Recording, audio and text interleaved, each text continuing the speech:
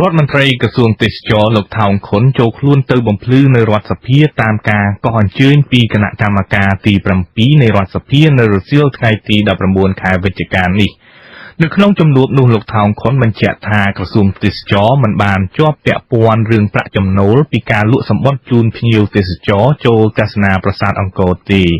អ្នកស្រីអុកសាវរីរាយការណ៍រដ្ឋមន្ត្រីក្រសួងទេសចរលោកថោងខុនបញ្ជាក់ប្រាប់គណៈកម្មការទី7នៃរដ្ឋសភាថាមិនបានដឹងពីប្រាក់ចំណូលដែលបានពីការលក់សម្បត្តិជូនភ្ញៀវទេសចរចូលទស្សនាប្រាសាទអង្គរវត្តទេគឺខាងអាជ្ញាធរអប្សរានិងក្រសួងសេដ្ឋកិច្ចហិរញ្ញវត្ថុជាអ្នកគ្រប់គ្រងលោកថ្លែងបន្តថាក្រសួងទេសចរគ្រាន់តែបានដឹងពីចំនួនភ្ញៀវទេសចរអន្តរជាតិចូលមកទស្សនាប្រាសាទអង្គរវត្តនៅឆ្នាំ2013មានចំនួន4លាន2សែននាក់ប៉ុន្តែប្រាក់ចំណូលប៉ុន្មានហើយបង់ចូលទៅក្រសួងសេដ្ឋកិច្ចនិងហិរញ្ញវត្ថុប៉ុន្មានគឺក្រសួងទេសចរមិនបានដឹងឡើយលោកថាថវិកាជាតិគឺបានពីថ្លៃធ្វើទិដ្ឋាការឬវីសាដែលភ្ញៀវខ្លះបង់តាមក្រសួងទេសចរភ្ញៀវខ្លះបង់តាមក្រសួងមហាផ្ទៃ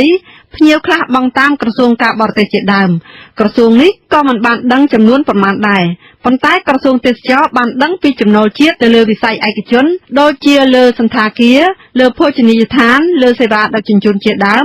ដែលចំណូលនោះបានចូលទៅដល់ដៃអ្នកដែលធ្វើការងារក្នុងវិស័យទាំងនោះជាង50,000នាក់ដែលក្រសួងប៉ាន់ស្មានថាមានចំនួន$2,547 លានក្នុងមួយឆ្នាំរឿងកិច្ចការទាំងអស់នេះគឺ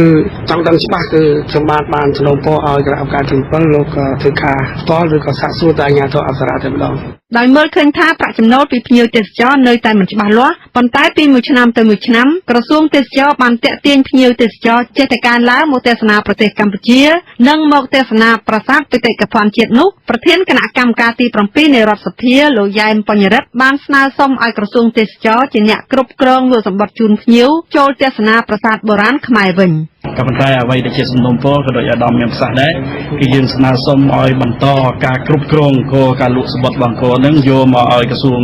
ទេសចរគ្រប់គ្រងវិញពីព្រោះយើងចំណាយលុយតាក់ទាញទេសចរមក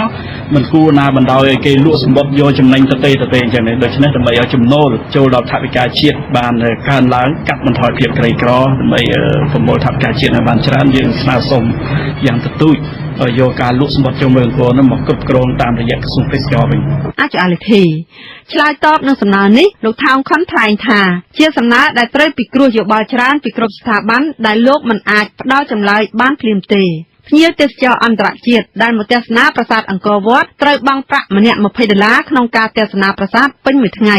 ប្រធានគណៈកម្មការទី7នៃរដ្ឋសភាលោកយ៉ែមបញ្ញរិទ្ធបានប្រាប់ក្រុមអ្នកសារព័ត៌មានថានៅថ្ងៃទី26ខែវិច្ឆិកាគណៈកម្មការនេះនឹងអញ្ជើញរដ្ឋមន្ត្រីក្រសួងវប្បធម៌មកបំភ្លឺអំពីវប្បធម៌ជាតិបន្តទៀត